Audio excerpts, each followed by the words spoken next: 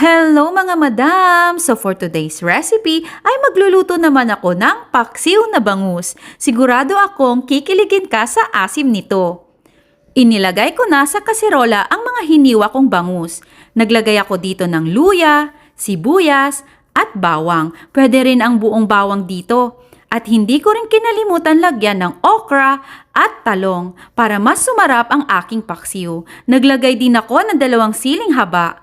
Tinimplahan ko lang ito ng 1/2 cup of vinegar, konting magic sarap, paminta, at asin. Naglagay din ako ng 1/2 cup of water. Papakuluan ko lang ito ng mga 30 minutes. Tandaan, huwag hahaluin para hindi madurog ang isda. Nung kumulo na, ay naglagay ako ng konting mantika dito.